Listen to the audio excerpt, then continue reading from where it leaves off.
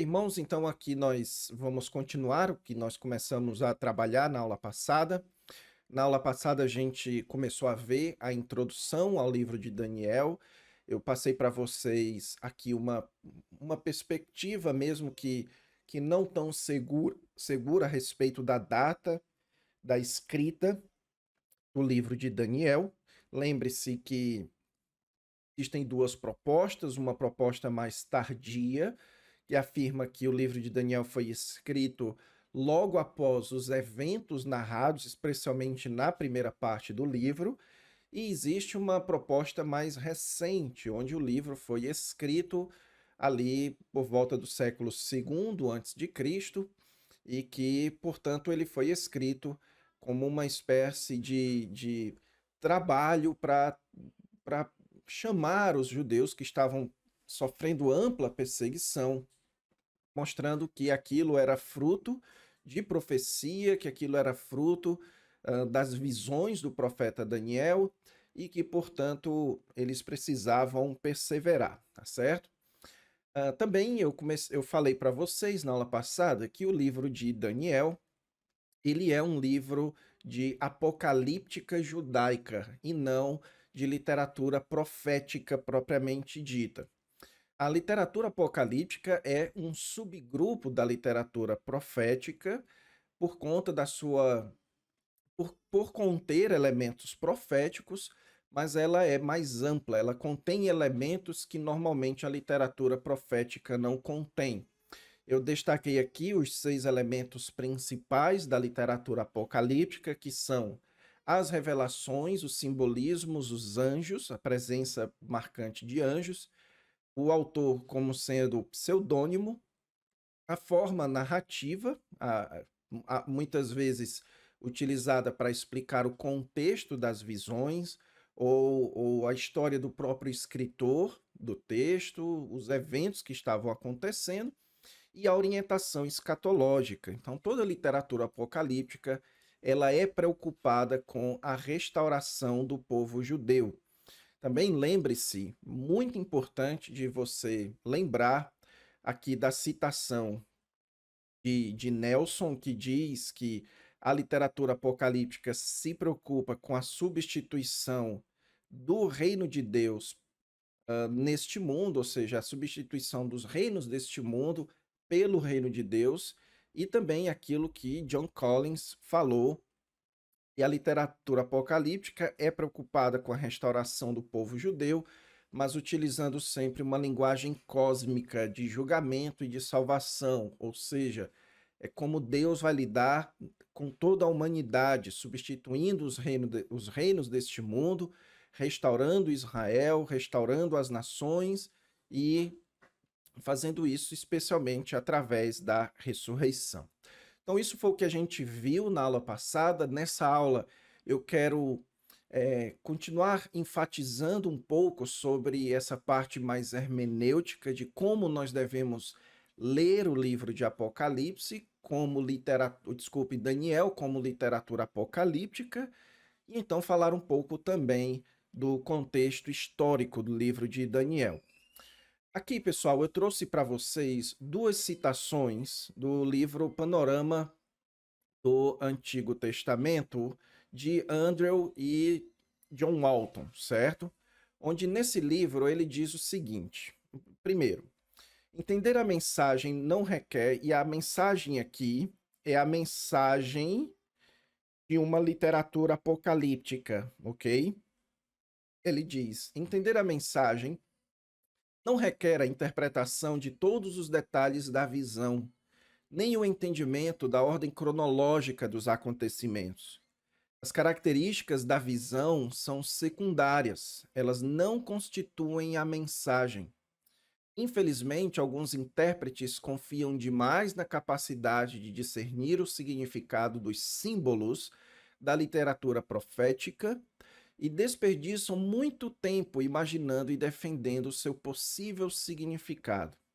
Contudo, não se pode presumir que todos os objetos da visão tenham valor simbólico.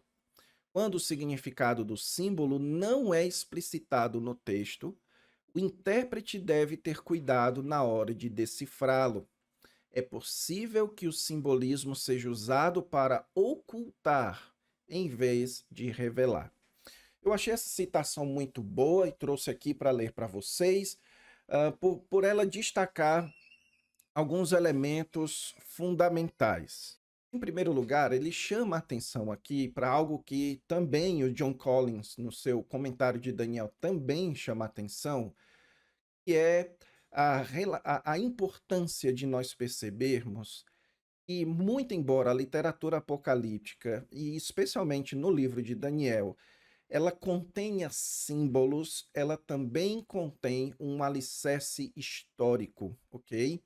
Então ele diz aqui, ó, que não se pode presumir que todos os objetos da visão tenham valor simbólico quando o significado do símbolo não é explicitado no texto. Ou seja, muitas vezes as pessoas cometem o erro de encontrar símbolo onde não tem símbolo e de encontrar significado para símbolos que o próprio autor do texto não explicitou na sua obra, ok? Então, então o que que se deve fazer? O que se deve fazer é procurar, em primeiro lugar, ver como o próprio texto está trabalhando aquele símbolo, a quem ele se refere, sobre o que ele está falando. Como Collins diz no seu comentário, o símbolo tem um fundamento histórico, ok? Ele não é mera simbologia. Ele tem uma ligação histórica e por isso é importante que a gente encontre, primeiramente, no próprio texto e, em segundo lugar, no contexto daquele texto, no contexto histórico, qual é a relação da mensagem que está sendo transmitida através de símbolos com os eventos que de fato estavam acontecendo e sobre o qual a literatura apocalíptica estava tratando. E aqui, pessoal, existe um outro elemento da literatura apocalíptica que eu não mencionei aqui. Eu não sei se de propósito ou por esquecimento, talvez por esquecimento mesmo, mas eu faço questão de enfatizar aqui é que a literatura apocalíptica, ela também é amplamente relacionada com questões políticas e sociais da sua época. Ela é o tipo de literatura bíblica mais relacionada com as questões políticas e sociais, aquela que lida muito mais sobre como os seus leitores devem lidar com a situação política da sua época, normalmente envolvendo um ato de perseguição, um ato em que os governantes estavam infligindo sofrimento sobre o povo judeu. Então, muito da literatura apocalíptica, especialmente de Daniel e de Apocalipse, é encontrado na política da sua época, nos embates e nos dilemas, nas questões que envolviam uma relação dos judeus com a política, com o imperador, ou com o rei, ou com os reinos, com os governantes da sua época, ok? Então, isso é crucial, isso é fundamental para que você consiga entender bem uma literatura apocalíptica. E quando o autor do texto ele não explicita, ele não explica o significado de um símbolo, ou quando você não consegue encontrar bem essa relação dentro do seu contexto histórico, então você precisa tomar muito cuidado ao atribuir significado e, e também mais provável, mais correto é você entender que neste ponto você tem algo misterioso e que apenas um profeta posterior pode interpretar para você, ok? E eu vou falar já já a respeito disso, mas deixe-me usar aqui um exemplo para você. Um exemplo aqui desse tipo de alerta é as chamadas 70 semanas de Daniel, lá de Daniel, capítulo 9. Então, as 70 semanas, você tem aqui um claro teor simbólico, certo? Porque não são 70 semanas, são 70 semanas de anos.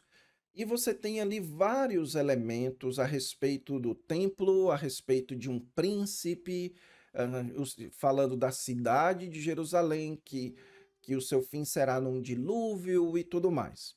Aí fala da abominação desoladora.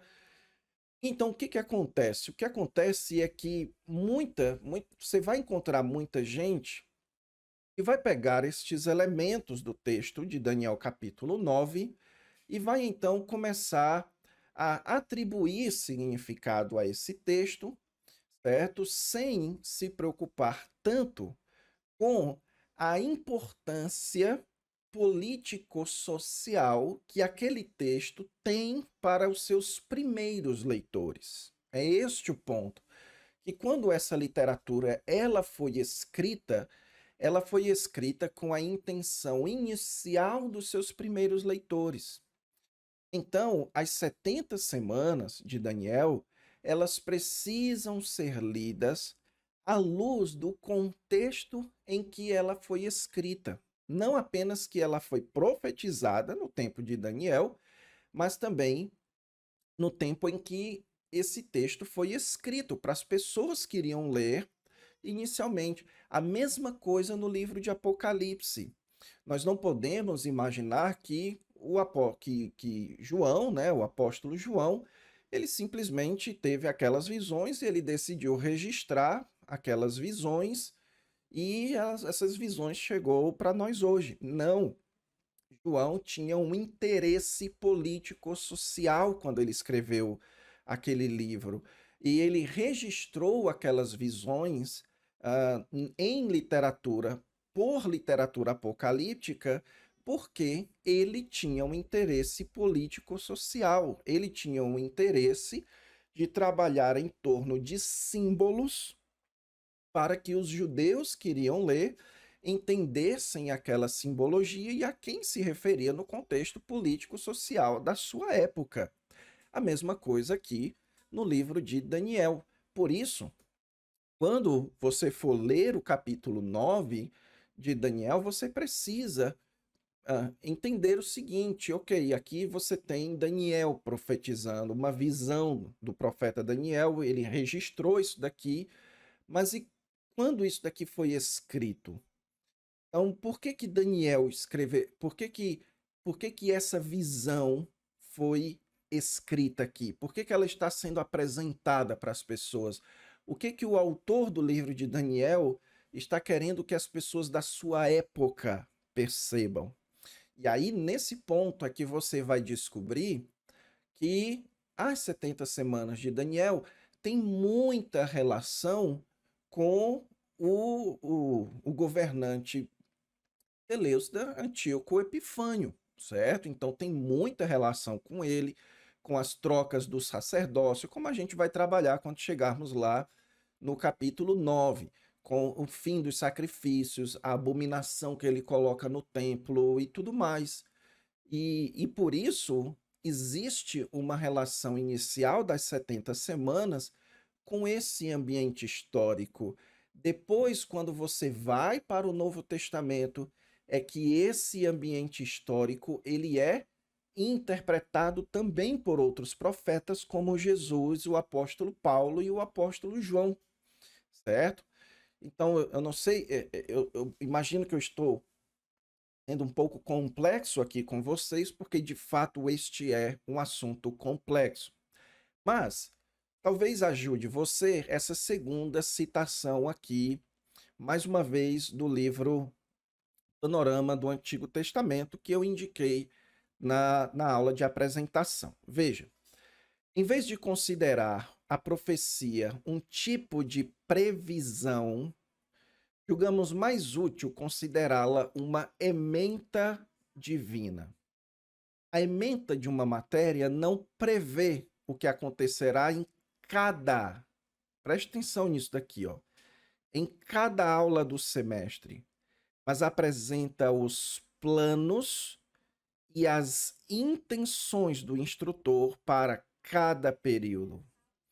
O significado do documento é que o instrutor está na posição de executá-lo. Do mesmo modo, quando um juiz sentencia um criminoso, ele não prevê o que acontecerá com a pessoa. Em vez disso, ele decreta o que deve ser feito e está na posição de executar a sentença. Deixa eu traduzir isso daqui para você. Um termo muito importante que você precisa ter em mente é este termo aqui, ó, padrão profético. O que seria padrão profético? Sendo que a literatura apocalíptica, ela é um tipo de literatura profética, ela contém elementos de profecia, ela contém elementos orientados para a escatologia, para o futuro.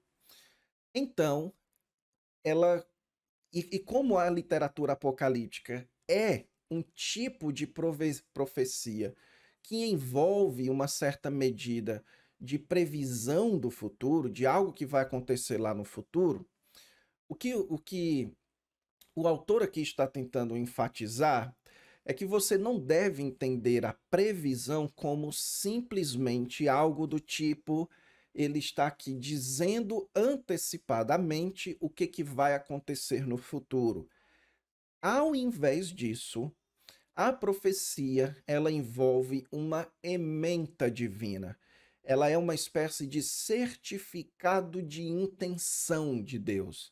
É como se Deus estivesse, através do profeta, dizendo o seguinte: e isso daqui é o que eu sentenciei que vai acontecer, e eu tenho o poder de fazer, de tomar essa decisão, que a história seja dessa forma.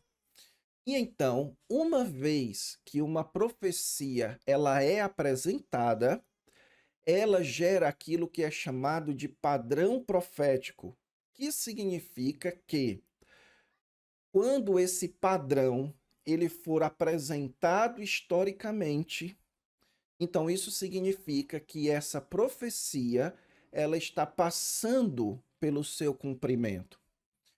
Vou dar um exemplo aqui para você, utilizando o da própria citação. Quando um juiz ele determina que um determinado preso, um determinado réu, ele condena esse réu para 30 anos de prisão, digamos assim. E então ele não decreta, por exemplo, qual vai ser a cadeia, a prisão em que ele deve ficar preso.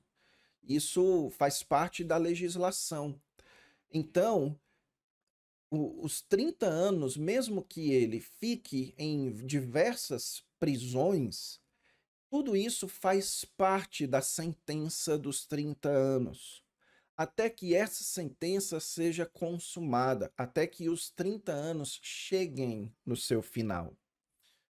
Então, quando um juiz ele emite a sentença, e o criminoso, o réu, ele é colocado na cadeia, isso significa que aquela sentença está sendo cumprida. Quando ele é transferido de cadeia, isso não significa dizer que agora não é mais aquela sentença que está sendo cumprida. Não, essa sentença continua sendo cumprida, só que agora de uma outra forma. Então, a mesma coisa acontece com isso que eu tenho chamado de padrão profético, que eu não, alguns estudiosos têm chamado. O que significa isso? Isso significa que quando Daniel ele tem uma visão a respeito de reinos sendo superados uns pelos outros, como a gente vai ver o reino da Babilônia superado pelo reino da Pérsia, o reino da Pérsia sendo superado pelo Império Macedônio, e o Império Macedônio sendo superado pelo Império Romano. Então, quando você vê esse processo, isso não significa, isso significa dizer que Deus está dando uma sentença, que o seu desígnio para a história é que os reinos deste mundo eles passem para a chegada do reino de Deus. E que isso tem um cumprimento imediato naquele ambiente histórico da Babilônia, da Medo-Pérsia, da Macedônia e de Roma, mas ele também estabelece, essa sentença estabelece um padrão que pode se cumprir em outros ambientes históricos também. E é por isso que quando você chega no Novo Testamento, você vai encontrar o Senhor Jesus Cristo utilizando a profecia de Daniel capítulo 9, que das 70 semanas que já havia se cumprido historicamente, com toda aquela dinâmica de Antíoco Epifânio, do sacerdote Onias e tudo mais. Então, tudo isso já havia cumprido as 70 semanas, mas Jesus chega no Novo Testamento e, quando ele fala sobre a destruição de Jerusalém no futuro, ele também utiliza as 70 semanas, porque ele percebe que o padrão profético de Deus é Jerusalém sendo sitiada, Jerusalém sofrendo perseguição, os judeus exilados na sua própria terra, até que o Messias venha e então resgate o seu povo e lhe dê a salvação. E é por isso que no livro de Apocalipse, as mesmas 70 semanas de Daniel, que imediatamente se cumpriram com Antíoco Epifânio, que em outro momento se cumpriram também parcialmente com a destruição do templo em Jerusalém, no livro de Apocalipse, ele é transferido para o futuro da humanidade também, ok? Então, isso daqui, pessoal, é chamado de padrão profético, é menta divina, a forma como Deus quer lidar com os eventos históricos. E quando nós estivermos interpretando, portanto, a literatura apocalíptica, nós precisamos identificar isso daqui. Isso daqui é o mais importante de ser identificado. Qual é o padrão profético que está sendo estabelecido aqui?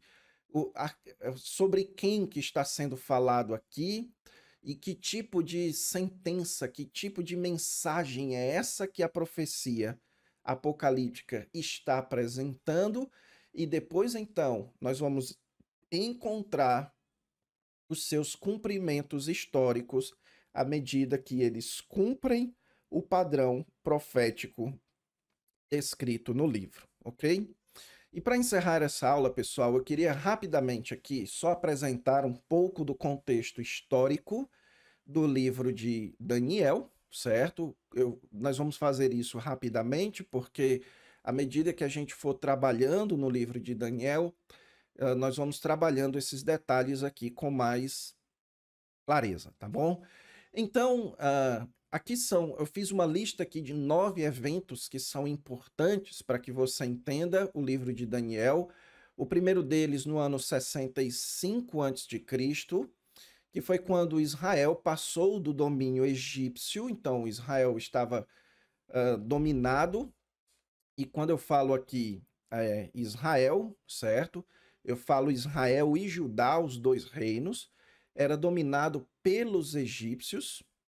E então, através das conquistas do pai de Nabucodonosor, a Babilônia ela toma o Egito, ela passa a conquistar e a dominar toda aquela região, certo? Lembre-se que o Reino do Norte ele já havia sido capturado e levado cativo para a Síria, e Nabucodonosor e o seu pai também dominaram a Síria, mas o Reino do Norte não voltou para a terra, certo? Ou seja, aqueles israelitas que foram para o Reino do Norte não voltaram, e você tem então ali muitos israelitas espalhados no Reino do Sul. Então, eles eram governados pelo rei Jeoaquim, que, sob o domínio da Babilônia, ele se rebela contra Nabucodonosor. Inicialmente, ele se sujeita a Nabucodonosor, mas depois ele se rebela. Tudo isso você pode encontrar no livro de Segundo Reis. Então, em 597, Nabucodonosor, mais ou menos 5 anos depois, ele faz a primeira deportação e leva todas as riquezas de Jerusalém, inclusive do templo, ok? Então, aqui é a primeira deportação, a deportação que, inclusive, é onde vai muitos dos príncipes de Jerusalém, onde vai Daniel e também os seus amigos, e muitas das riquezas de Jerusalém são levados para a Babilônia. Depois, em 587, certo? Zedequias, ele se rebela, nessa época aqui de Jeoaquim, então há a primeira deportação, depois Zedequias ele se rebela, e ocorre uma segunda deportação e a terceira e última deportação em 582. Estes eventos aqui, eles são conhecidos popularmente como o exílio da Babilônia, ok? Então, popularmente é assim que você vai falar e ler sobre o assunto, sobre o exílio, que é o cumprimento de diversas profecias, tanto no livro de Isaías, Jeremias, em Abacuque, sobre os babilônicos vindo e levando os israelitas para a Babilônia. Mais ou menos 70 anos depois da primeira deportação, Ciro, rei da Pérsia, captura a Babilônia. E não só a Babilônia, como também ali ah, Medos e a Babilônia, certo? Os Medos, eles reinavam junto com os babilônios, ali numa espécie de reino pacífico entre os dois. Mas então Ciro vem, captura tudo aquilo ali, e no ano 538 ele decreta o retorno dos judeus para reconstruir Jerusalém. Ele permite que os judeus voltem para a sua terra e comecem a reconstruir Jerusalém. Então, uh, nesse processo todo aqui, é que você vai encontrar então aqueles retornos, certo? Aqueles processos de Neemias, de Esdras, de Esther, onde os israelitas voltam para a sua terra e tem todas aquelas dinâmicas ali para a reconstrução dos muros e tudo mais, tá certo? Depois, em 333, Alexandre o Grande ele vence a Pérsia e toma Judá. Também Judá passa agora a pertencer Israel. Judá passa agora a pertencer aos macedônios. Alexandre o Grande, que era um macedônio, ele toma de conta ali. Depois da sua morte, o Império Macedônio, em 301, o Império Macedônio ele é dividido e a região de Israel fica sujeito aos Ptolomeus, certo? A dinastia dos Ptolomeus. Enquanto a Síria, ao norte de Israel, fica com os Seleucidas, a dinastia da família dos Seleucidas. Em 223 a 187, Antíoco III, que era um seleucida, avança sobre Israel e toma Israel. Então, Israel, que já havia pertencido aos egípcios, passa para os babilônios, depois passa para os persas, depois passa para os macedônios, depois para os ptolomeus, depois para os seleucidas. Em 167, durante o período em que Antíoco Epifânio ele governava sobre a dinastia Seleucida, ele então ataca os judeus e a sua religião, ele proíbe as cerimônias e ele comete diversos sacrilégios, ele obriga os judeus a comerem carne de porco, ele levanta um altar para um deus pagão dentro do templo, dentro do santuário ali dos judeus, ok? E é nesse período que ocorre também ali a revolta dos macabeus e todo essa trama que acontece aqui. e que tem fortíssima relação com os eventos narrados no livro de Daniel, e por isso que eu estou descrevendo aqui para você, tá bom? Então, à medida que a gente for analisando o livro de Daniel, nós vamos entrando em maiores detalhes sobre isso daqui, mas você precisa entender esse importante contexto histórico, onde o livro de Daniel surge nessa sucessão contínua e longa de domínios estrangeiros sobre os israelitas. Quando o livro de Daniel é escrito, quando as visões de Daniel são feitas e o livro de Daniel é escrito, e Israel ele está exilado na sua própria terra. Isso é algo muito importante para a sua compreensão do Novo Testamento também, tá bom?